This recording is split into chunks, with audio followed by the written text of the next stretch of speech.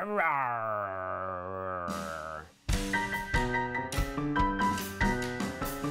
oui, aujourd'hui, on va vous parler des orques, une espèce jouable, croyez-le ou non, pour Donjons Dragons 2024.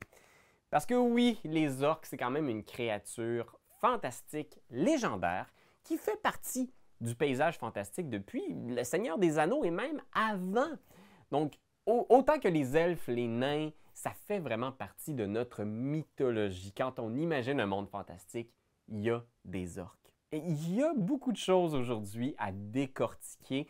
Pourquoi justement les orques n'ont pas été une espèce jouable à l'origine? C'est tout récent maintenant que les orques font partie de la sélection officielle des espèces de base dans le manuel des joueurs 2024. Ils apparaissaient quand même dans Mordenkainen Tome of Foes et depuis la 3e édition, on les trouve sous la forme de demi-orques. Donc comme espèce jouable, c'est possible de les utiliser depuis 2000 déjà, mais là aujourd'hui, on va vraiment parler des orques, de leur culture, de leurs habiletés et de pourquoi il y a beaucoup de bagages associés à cette espèce. La première chose à savoir, c'est que les orques, donc ce sont des créatures grandes, puissantes, à la peau grise ou verte, qui vont avoir des crocs proéminents dans leur mâchoire inférieure, qui rappellent un peu un sanglier. Parfois même, certains vont avoir un nez en forme de groin qui va rappeler un peu un cochon. Il y a différents visuels de l'orque, parce que, bien sûr, World of Warcraft sont apparus avec leurs orques verts, ce qui a vraiment teinté l'imaginaire de la plupart des gamers de ma génération. Là, je sais qu'il y a un monde de différence entre les orques traditionnels gris, poilus, et les orques verts de World of Warcraft.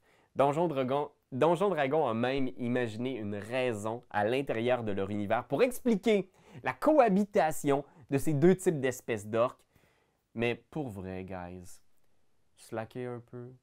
L'orque peut être de l'apparence de votre choix. L'important, c'est qu'il soit puissant et qu'il ait des grosses dents. Fait que oui, les orques dans les royaumes oubliés, ce sont des créatures nomades qui vivent souvent en clans ou en tribus et qui vont aller chercher les choses dont ils ont besoin par la force et la violence. Donc, ils vont vivre dans des montagnes ou dans les ruines de cités qu'ils ont rasées.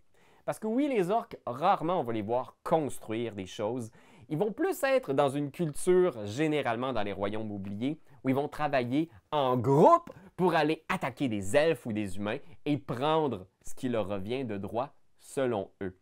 Fait que oui, ce sont des pillards. Donc un peu comme ce qu'on peut imaginer par exemple des Vikings ou des Ironborn dans l'œuvre de George R. Martin. Donc ce sont des gens qui ne plantent pas mais qui vont réclamer par la force des armes. Même dans les royaumes oubliés, parfois il y a un groupe d'orques qui vont se rassembler autour d'un chef charismatique. Et à ce moment-là, ils vont mener d'immenses hordes de plusieurs dizaines de milliers d'individus pour déferler sur un royaume et tout détruire ou tout raser. Pourquoi tant de violence chez les orques? Eh bien, il faut savoir que dans les royaumes oubliés, l'explication, c'est que ça vient de la création même de l'entité, de la bête. Ce qui arrive, c'est qu'à la base, il y avait des dieux qui ont créé toutes sortes d'espèces à la surface des royaumes oubliés. Et Gruumsh, le dieu des orques, il était responsable de ce peuple-là et il y avait une querelle avec le dieu des elfes, Corellion Laurentien. Et il y a un jour, il y a eu une grande réunion de tous les dieux, probablement dans un restaurant déjeuner ou quelque chose comme ça, pour établir quelle portion du monde serait établie pour chaque créature. Donc, ils se sont tous réunis pour faire un tirage au sort. Et c'est à ce moment-là que les elfes ont hérité de la forêt, les nains ont hérité des montagnes, les humains ont hérité de, je sais pas, là, des places où il y a des petits villages puis des moutons. Et la grosse twist et l'injustice à la base de la rage des orques, c'est que Corellion Laurentien, le dieu des elfes, a volontairement oublié d'inviter Gruumsh. Gruumsh n'a pas été invité au Khora quand c'était le temps de piger quel territoire il était pour avoir. Et donc, les orques n'ont jamais eu de terre à eux qu'ils pouvaient appeler chez eux. vous comprendrez, je pense, que Gruumsh était en beau fusil, comme on dit par chez nous, et il s'est dit qu'il chercherait vengeance à tout prix, et c'est pour ça que culturellement, plusieurs orques détestent radicalement les elfes. Qui plus est, Corellion Laurentien, dans un duel avec Gruumsh, a arraché un œil de Gruumsh, et c'est depuis ce temps qu'on l'appelle Gruumsh un œil. Je pense qu'il aurait pu trouver un meilleur surnom que Gruumsh un œil, mais écoute, qu'est-ce que tu veux, c'est ça son nom. Fait que ça, c'est le lore derrière qui explique la culture belligérante des orques. Vous devez savoir aussi maintenant leurs habiletés. Hein? Les orques, on les voit dans notre imaginaire collectif comme le barbare par excellence, une vraie puissance, une machine de guerre. Et donc, les habiletés du jeu reflètent quand même cette nature-là. Vous devez savoir que dans la version 2024, ils ont pris le meilleur du demi-orc et de l'orc et ils ont mis ça dans le même personnage. Fait que les habiletés de l'orc 2024 sont quand même insane. De 1, vous avez toujours la fameuse endurance orc. Alors, à n'importe quel moment, si vous recevez du dégât qui vous amène à 0 point de vie ou moins, vous pouvez choisir d'ignorer ce fait et de retomber à 1 point de vie. Fait que ça, c'est vraiment aussi fort que ça en a l'air.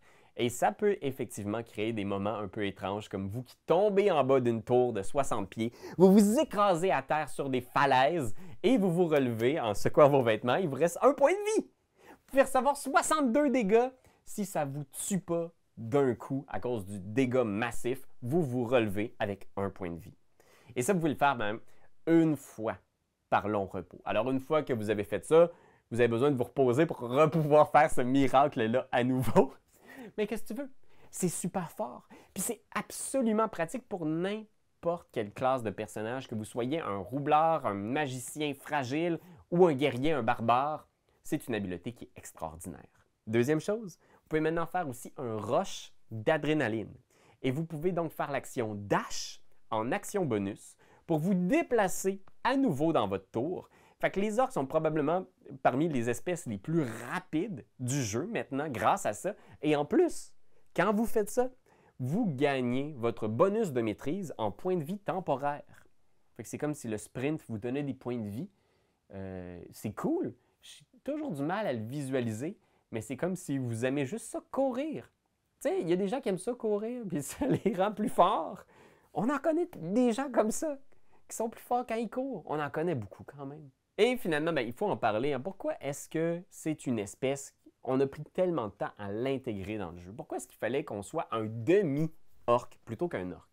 Je pense que ça vient beaucoup du fait que pendant longtemps, en fait, les orcs ont été un ennemi par excellence dans le jeu de rôle.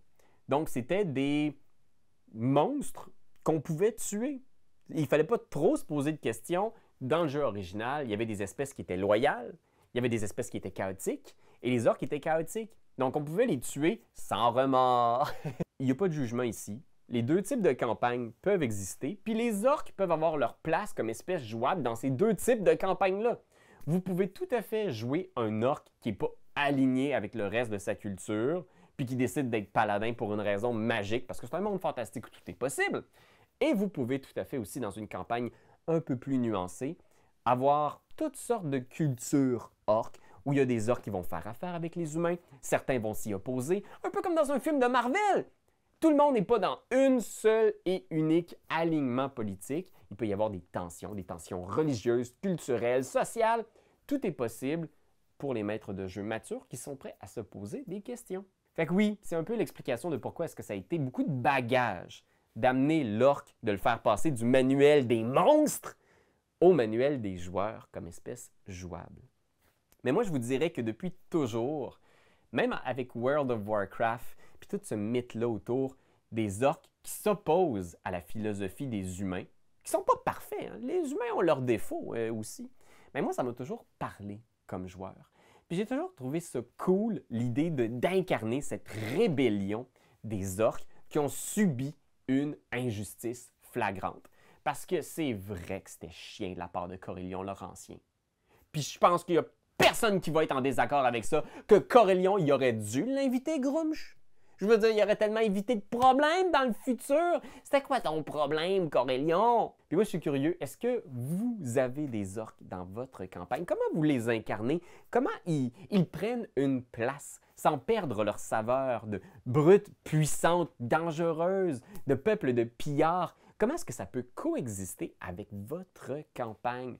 Vos idées peut-être un petit peu plus complexes d'une campagne politique avec différentes factions, différentes possibilités d'alliance ou de guerre. Fait que je suis curieux, parlez-nous de votre expérience avec les orques dans les commentaires. Puis d'ici là, Internet, je vous dis... rawr.